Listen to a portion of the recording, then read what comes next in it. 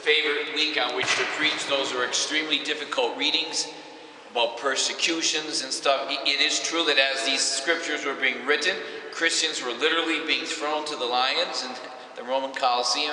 You have to understand all that, but still, I don't like hearing about the end of the world and persecutions and brothers and sisters handing you over to me. Just very difficult readings. But they're really kind of important readings.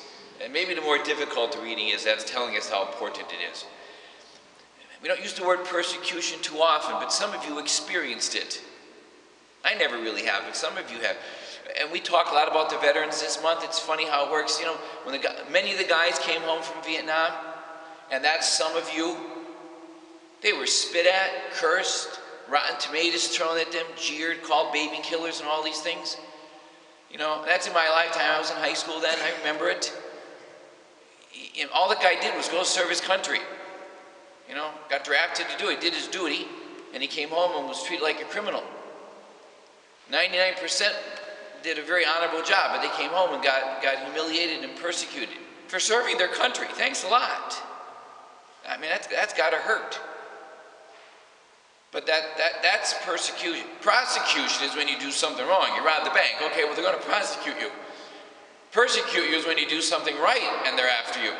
Not just against you, they're after you. And that's what the Vietnam vet, many of them experienced. That's something, I no doubt there's some of you out there who could say that. Thanks a lot. Well, the same thing can happen in regards to religion. Now, none of us is going to get persecuted. We live in a country where you can practice or not practice whatever religion you want. But persecution for most of us, and it is brother and sister, etc., is when, like, your kids say to you, who you're giving your whole life to this thing, you come to Mass every week, like the soldier in Vietnam, and the kids just blow it off. This means nothing to me. You're a fool for going to church and giving to church. And I don't believe in the Eucharist.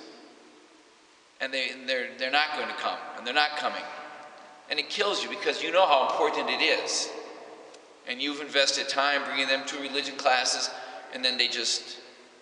I bet you I don't see 20-year-olds on a weekend. I'm not sure if I see 10. And that hurts. And that's in your own house. That hurts. And I think some of them like to see that it hurts you. Because I see I'm right and you're wrong. You're a fool going to church and praying and novenas and rosaries and all. And God, that hurts. And what you think is important, you're wrong. God, that's got to hurt. I don't have kids. But many of you do. And the answer is exactly what the scriptures just told us. It will lead to your giving testimony. And here's how I see that working. And people often say, Father, what do I do when that happens? You just keep doing what you're doing. You're here every week. It's 30 degrees out there, and you're here. And you maybe make the St. Anne's Novena. You say your regular rosary. You maybe read the Bible every day.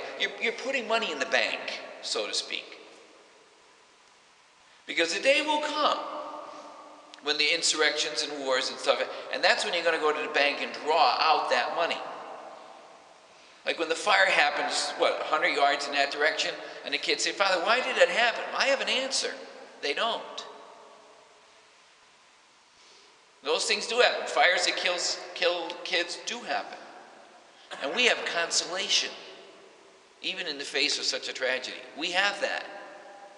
And we have something they don't have because we put money in the bank. Or when there's the inevitable dark night of the soul. And everybody has them, even kids, when the girl breaks up with them, or and they're heartbroken.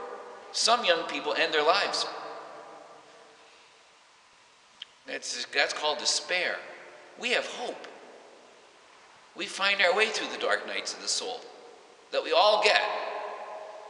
Or when they come up with some great moral problem, what's the right thing to do here?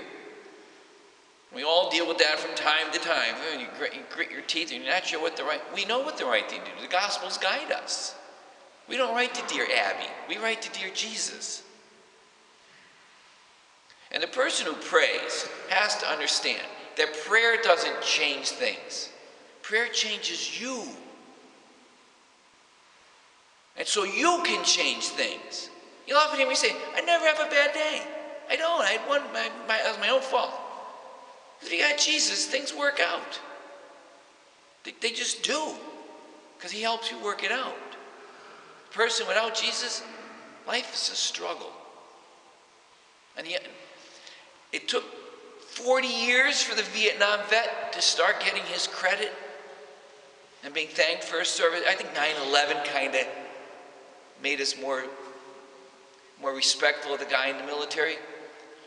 And now you see the Vietnam vet getting a salute or a handshake or a thank you. That took years. Years. And that's the way it is with faith. At some point, the kids will say, maybe he has something I need. We do. It's called Jesus. We have someone they need. They don't see it at 18. They'll see it at 38.